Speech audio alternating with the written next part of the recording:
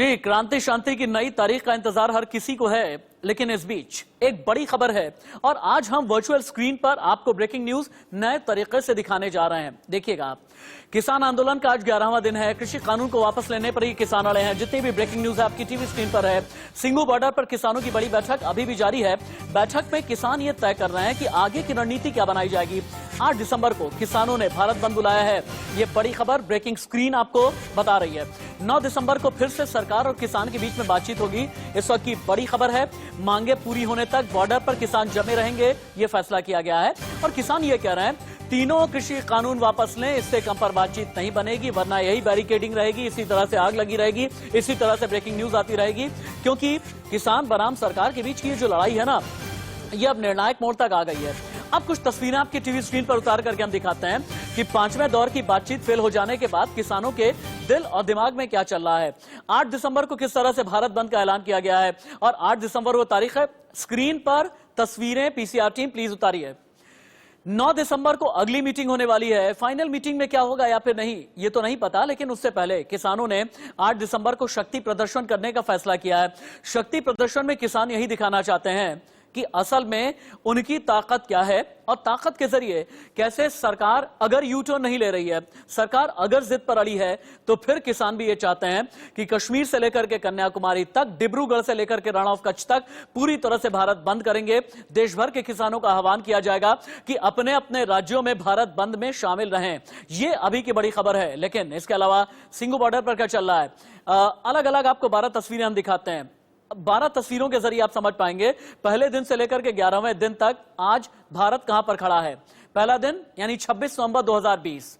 उसके बाद आप जो तस्वीर देख पा रहे हैं, 27 तारीख, 28 तारीख, 29 तारीख, 30 तारीख, यानी जो शुरुआती 5 दिन रहे ये नवंबर के हैं। उसके बाद के जो 6 दिन हैं ये दिसंबर के हैं। आज 6 दिसंबर की तारीख है और 6 दिसंबर को किसान इस नतीजे पर आए हैं कि 8 तारीख को भारत बंद, 9 दिसंबर को बातचीत करेंगे। लेकिन अगर सरकार नहीं मानी तो फिर आंदोलन को 6 महीने के लिए आगे भी जारी रखेंगे। किसान ये भी कह रहे हैं कि 26 जनवरी के दिन राजपथ का भी घेराव करेंगे। किसानों का ये भी कहना है कि राशन पानी के साथ हम आए हुए हैं, आगे बढ़ते हैं। ये तो हो गई तस्वीरें, लेकिन टिकरी बॉर्डर के किसान क्या कह रहे हैं, सिंगू बॉर्डर के किसान क्या कह रहे हैं, किसान क्यों आखिरकार अड़ा हुआ है। अगर सरकार की तरफ से यह कहा जा रहा है कि एमएसपी पर लिखित आश्वासन आप ले लीजिए, एपीएमसी पर लिखित आश्वासन आप ले लीजिए, लेकिन किसानों के दिल में शंका संदेह क्या है, सुनिए एक बार।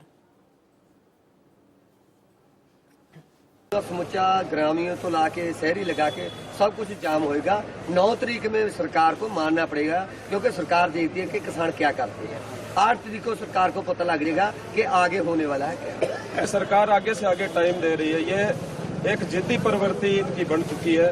लेकिन अब किसानों के आगे सरकार को झुकना पड़ेगा, क्योंकि ये काले कानून है।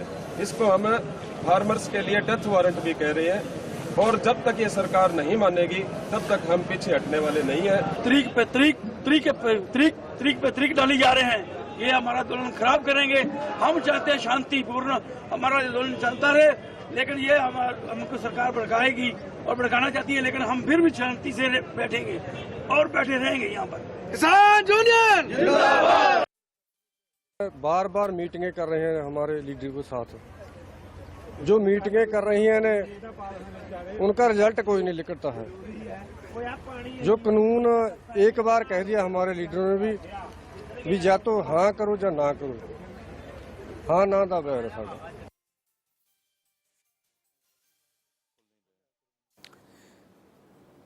क्रांति शांति की नई जो तारीख मिली है, यानी 9 दिसंबर की जो तारीख मिली है, इस तारीख से पहले किसानों की रणनीति क्या है।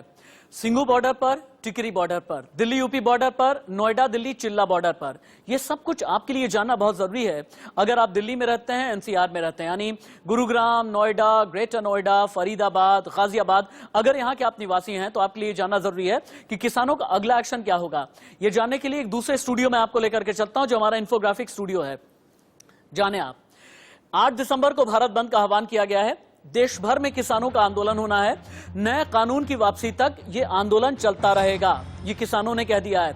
दिल्ली के जितने भी बॉर्डर हैं, सिंघू बॉर्डर, टिकरी बॉर्डर, रजोकरी बॉर्डर, चाहे वो NH-24 की तरफ से होगा, NH-9 की तरफ से होगा, पूरी तरह से जितने बॉर्डर हैं, जितने हाईवेज हैं, उन्हें ब्लॉक कर दिया जाएगा ताकि दिल्ली का हुक्का पानी बंद करके ये बता सकें कि राजधानी में न तो हम किसी की एंट्री होने देंगे, दूध बंद कर देंगे, फल सब्जी बंद कर देंगे, और जब राजधानी की जिंदगी ठिठक करके रह जाएगी तभी समझ में आएगा सरकार को कि अड़ना क्या होता है, जिद में पड़ना क्या होता है। लेकिन जानते हैं, जो 11 दिन किसानों का आंदोलन अभी तक चला है, इसकी वजह से इंडस्ट्री को कितना नुकसान पहुंचा है, कारोबार को कितना नुकसान पहुंचा है, बिजनेस को कितना नुकसान पहुंचा है, ये आप जानते हैं। किसान आंदोलन की जो मार है ना, ये पूरी तौर पर उद्योगों पर पड़ी है। आप लेकर के आए, स्क्रीन पर लेकर के आइए प्लीज, जल्दी लेकर के आइए। उद्योगों पर मार कितनी पड़ी हुई है। अगला इंफोग्राफिक, इंडस्ट्री कितनी हल्कान है आप देखें। उद्योगों पर सीधे तौर पर असर पड़ा है। दिल्ली NCR की इंडस्ट्री को नुकसान पहुंचा है और 10 दिनों में 4 जिलों के उद्योगों को पूरा नुकसान हुआ है। औद्योगिक जो यूनिट है, 4400 करोड़ का घाटा हुआ है। करोड़ों रुपए का जो माल है बॉर्डर पर और फैक्ट्रीज में अटका हुआ है। किसान नाराज है, इंडस्ट्री हल्कान है। अब पानीपत के बारे में आप जानें। टेक्सटाइल हैंडलूम इंडस्ट्री का माल पूरी तरह अटका हुआ है। दिल्ली बॉर्डर पर 6000 ट्रक फंसे हुए हैं। एक्सपोर्टर्स कारोबारियों को 2800 करोड़ का नुकसान हुआ है। ट्रांसपोर्टर्स रोजाना 50 लाख का नुकसान उठा रहे हैं। कच्चा माल आ नहीं रहा, प्लांट बंद होने की कगार पर आ गए हैं। यानी ये पानीपत का है। अब रोहतक का भी जान लीजिए आप। रोहतक में क्या हुआ। दिल्ली बॉर्डर पर जाम होने से ट्रांसपोर्ट का खर्चा बढ़ गया। राजस्थान पंजाब बॉर्डर से माल मंगवाने की कोशिश हो रही है, लेकिन जो निजी वाहन है फरीदाबाद तक सप्लाई तो हो रही है। यानी पानीपत हो गया, रोहतक हो गया, हरियाणा के अलग अलग इलाके हैं, पंजाब के अलग अलग इलाके हैं, दिल्ली में भी उद्योग पर बहुत ही ज्यादा प्रभाव पड़ा है। लेकिन सिंघू बॉर्डर पर क्या चल रहा है बताएंगे अजीत श्रीवास्तव। सीधे अजीत का रुख करते हुए, अजीत श्रीवास्तव मुझे ये बताएं कि अभी जो किसानों की सुबह से मीटिंग हुई है, क्या फैसला किया गया है, 8 दिसंबर की रणनीति क्या होगी, 9 दिसंबर की स्ट्रैटेजी क्या होने वाली है, और ये जो यस और नो के बीच बात अटकी हुई है, अगर सरकार अड़ी रही, ये लोग आगे क्या करेंगे? बिल्कुल साफ तौर पर हमारे साथ वो किसान मौजूद है जो पढ़े लिखे हैं, जो PhD कर रहे हैं, जो ग्रेजुएट हैं, जो मास्टर डिग्री किए हुए हैं। पहले जो किसानों से जो ये आंदोलन में आए हुए हैं कि अब स्ट्रेटेजी क्या है आप लोग की, क्योंकि 5 बार मीटिंग तो फेल रही, अब उम्मीद 6वीं मीटिंग की, लेकिन उससे पहले महाबंद। जी, हमारी स्ट्रेटजी ये है कि हमने सरकार से पूछा है कि आप हमें यस और नो में जवाब दीजिए। ठीक है, हमारे जो नेता गए थे, जो किसान नेता, उन्होंने 20 मिनट तक चुप बैठे। उन्होंने यही कहा कि आप हमें यस और नो से बताइए, अगर आप वापस लेते हैं तब बताइए, अगर नहीं लेने तब बताइए।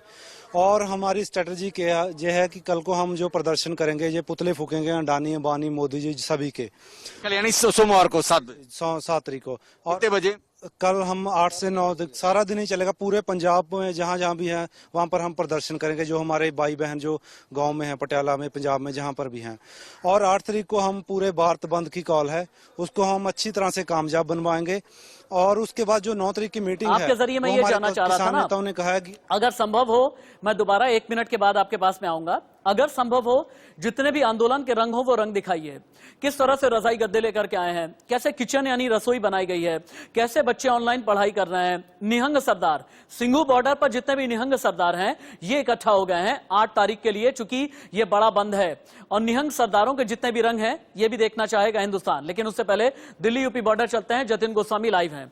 जतिन, आज सुबह जब आपके साथ में बातचीत हो रही थी, आपने ये दिखाया था कि लोग गाना बजाना कर रहे हैं, वहां पर क्लिनिक भी खोला गया है, वहां पर रसोई का भी इंतजाम किया गया है। 6 महीने भी अगर बैठना रहे तो टेंट में बैठ लेंगे, 6 महीने बैठना रहे खुले आसमान के नीचे बैठ लेंगे। अभी दिल्ली यूपी बॉर्डर पर क्या चल रहा है?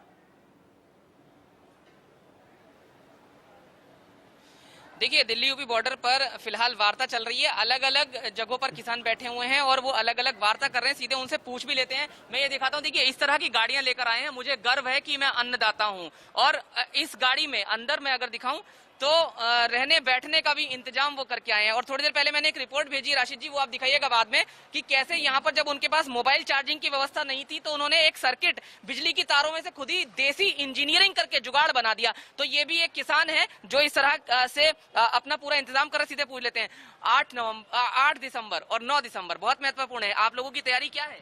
मेरी तैयारी तो पूरी तैयारी है। हम किसानों ने दिल्ली को चारों तरफ से ना बॉर्डर तो हमने रखी है, लेकिन इसको ये जन आंदोलन बन चुका है। अगर सरकार है ना इस फितूर में है कि किसानों को हम दबा लेंगे, किसान कमजोर हो जाएगा, तो इस देश के किसान की ताकत भी देख लो। मेरी वजह से आप सत्ता में बैठे और मुझे ही आजमाने की कोशिश कर रहे हो, तो 8 तारीख को आपको पता लग जाएगा कौन किस पर शक्ति प्रदर्शन के लिए तैयार है यानी आप? पूरा टोटल तरीके से और यहाँ नहीं, ऑल ओवर इंडिया, पूरा हिंदुस्तान, पूरा भारत, हर आदमी निकलेगा किसान के समर्थन में, सरकार के विरोध में। शक्ति प्रदर्शन के लिए किसान तैयार है। आप यहाँ चेतावनी उनकी सुन सकते हैं। आप बिस्तर की बात कर रहे थे, मैं दिखा देता हूँ आपको। देखिए ट्रैक्टर पर इस तरह से जो बिस्तर है उनकी व्यवस्था, और किसान किस व्यथा में है वो आप देखिए। जमीन पर ट्रैक्टर उधर लगाया हुआ है, यहाँ गद्दे बिछाए हुए हैं और यहाँ पर वो जमीन पर सो रहे हैं। आप देखेंगे ज्यादातर बुजुर्ग किसान यहाँ पर हैं। उनकी उम्र, राशिद जी अगर मैं पूछ के देखूंगा कितनी उम्र है? 65 साल। ये 65 साल के हैं और ये यहाँ पर देखिए इसी तरह बैठे हैं। रात में ठंड होती होगी? हाँ पूरी ठंड हो भाई। कितनी? क्या करते हैं फिर उस समय? उस समय आग में सेक है, उस मुक्कड़ मार कर बैठ जाओ जी। तो आप राशिद जी सुन सकते हैं कि वो किन हालातों में इस समय यहाँ बैठे हुए हैं और पूरे लेकिन डटे हुए हैं, डिटर्मिनेशन के साथ यहाँ पर मौजूद हैं। जी जतिन मेरे एक ऐसे सहयोगी हैं जो बिल्कुल जड़ तक जाने की कोशिश करते हैं। जितनी भी तस्वीरें होती हैं जतिन दिखाने की कोशिश करते हैं और कहते हैं ना कि हर तस्वीर के साथ में एक तासीर होती है, और जब आंदोलन की तासीर में रजाई गद्दे आ जाएं, ये जतिन के जरिए हम देख रहे थे। आंदोलन की तासीर में जब ढोल नगाड़े ताशे भी आ जाएं, आंदोलन की तासीर में जब भूखे पेट रहना भी आ जाए, आंदोलन की तासीर में जब कड़कड़ाती ठंड में अपनी हड्डियों को गलाना भी आ जाए, तो जतिन और अजीत हमें रिपोर्ट कर रहे थे। आप दोनों का ही बहुत बहुत शुक्रिया।